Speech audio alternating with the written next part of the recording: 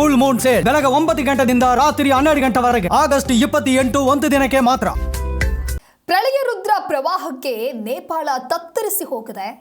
ಪರಿಣಾಮ 160 ಮಂದಿ ಸಾವನ್ನಪ್ಪಿದ್ರೆ ನೂರಾರು ಪ್ರವಾಸಿಗರು ಕಣ್ಮರೆಯಾಗಿದ್ದಾರೆ. ಭಾರತ ಮೂಲದ 150ಕ್ಕೂ ಹೆಚ್ಚು ಮಂದಿ ನಾಪತ್ತೆಯಾಗಿದ್ದಾರೆ ಅನ್ನುವಂಥ ಮಾಹಿತಿ ಇದೆ. ಇಶಾ ಫೌಂಡೇಶನ್ 77 ಯಾತ್ರಿಕರ ಸುಳಿವೇ ಇಲ್ಲ.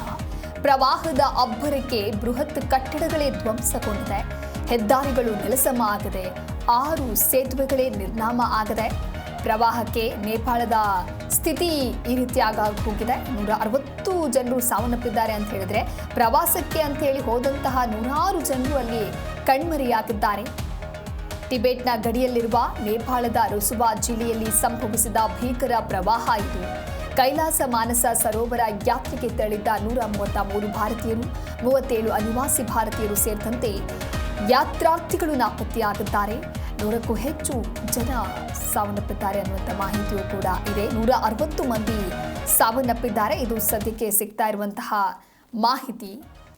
ಟಿಬೆಟ್ನ ಭೋಟೆ ಕೋಶಿ ನದಿಯಲ್ಲಿ ಸಂಭವಿಸಿದಂಥ ದಿಢೀರ್ ಪ್ರವಾಹವು ನೇಪಾಳದ ನುವಾಕೋಟ್ ಮತ್ತು ಧಾಡಿಂಗ್ ಜಿಲ್ಲೆಗಳಲ್ಲಿ ಅಪಾರವಾದಂಥ ಹಾನಿ ಉಂಟು ಮಾಡಿದೆ.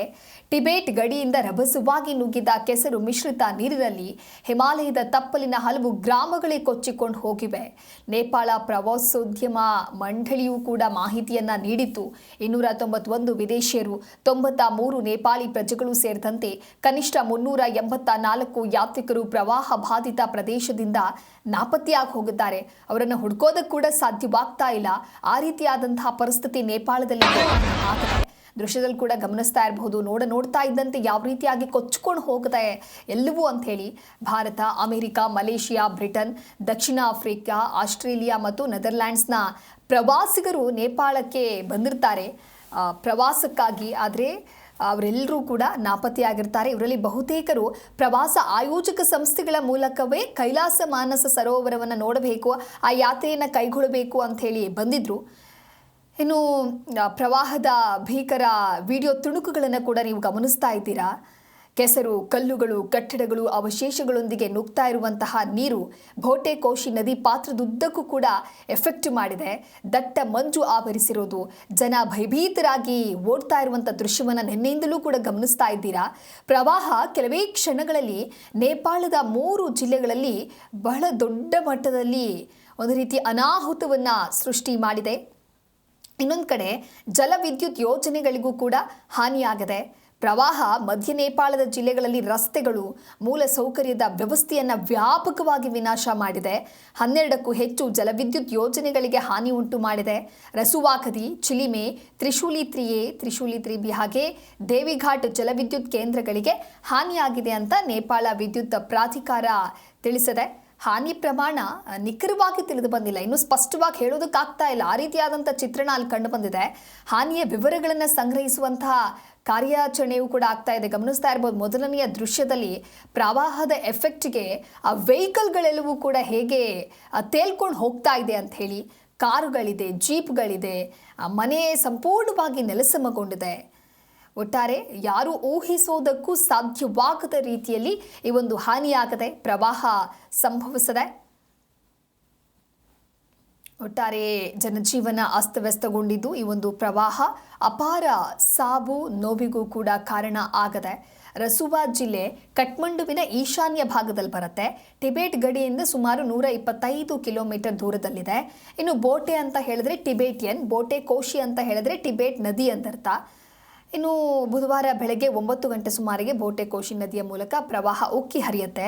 ರಕ್ಷಣಾ ಕಾರ್ಯಾಚರಣೆಗಾಗಿ ನೇಪಾಳ ಸೇನೆಯಿಂದ ಹೆಲಿಕಾಪ್ಟರ್ ಹಾಗೆ ವಿಪತ್ತು ನಿರ್ವಹಣಾ ಸಿಬ್ಬಂದಿಯ ನಿಯೋಜನೆಯನ್ನು ಕೂಡ ಮಾಡಲಾಗತ್ತೆ. ನೇಪಾಳ ಚೀನಾ ಗಡಿಯ ಈಶಾನ್ಯಕ್ಕೆ ಸುಮಾರು 20 ಕಿಲೋಮೀಟರ್ ದೂರದಲ್ಲಿರುವಂಥ ಲೆಂಡೆ ಖೋಲಾ ನದಿಯಲ್ಲಿ ಸಂಭವಿಸಿದಂಥ ಹಿಮಪಾತವೇ ಪ್ರವಾಹಕ್ಕೆ ಕಾರಣ ಅಂತ ಮೇಲ್ನೋಟಕ್ಕೆ ಹೇಳಲಾಗ್ತಾ ಇದೆ. ಟಿಬೆಟ್ ಗಡಿಯಲ್ಲಿ ಸಂಭವಿಸಿದಂಥ ಭೂಕಂಪದಿಂದ ಹಿಮದ ಬಂಡೆಗಳು ಲಿಂಡೆ ನದಿಗೆ ಉರುಳಿದ್ದು, ಲಿಂಡೆ, ತ್ರಿಶೂಲಿ, ಭೋಟೆ ಕೋಶಿ ನದಿಯಲ್ಲಿ ದಿಢೀರ್ ನೀರಿನ ಹರಿವು ಹೆಚ್ಚಾಗುತ್ತೆ. ವಾಟರ್ ಫ್ಲೋ ಅನ್ನೋದು ಇನ್ಕ್ರೀಸ್ ಆಗ್ತಾ ಹೋಗುತ್ತೆ. ನೇಪಾಳದ ವಿಪತ್ತು ನಿರ್ವಹಣೆ ಪ್ರಾಧಿಕಾರವು ಕೂಡ ಪ್ಲಾನೆಟ್ ಲ್ಯಾಬ್ಸ್ ನಡೆಸಿದಂತಹ ವಿಶ್ಲೇಷಣೆಯನ್ನು ಉಲ್ಲೇಖ ಮಾಡಿ ಪ್ರಕಟಣೆಯಲ್ಲಿ ತಿಳಿಸಿದೆ.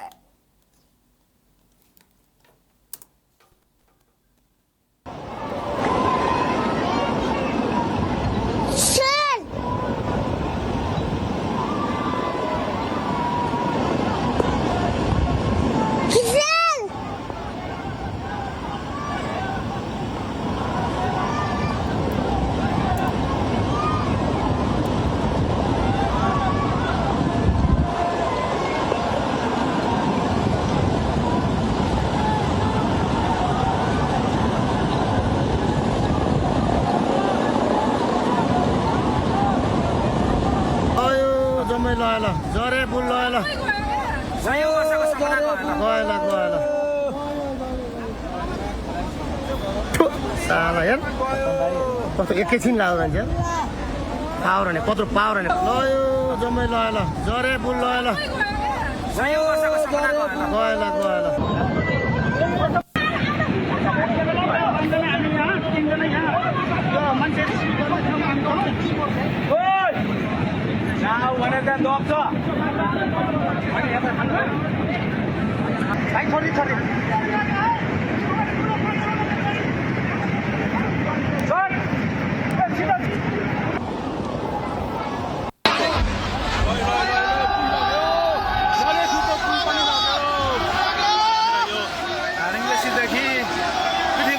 जोड्ने पुल पनि बगेको छ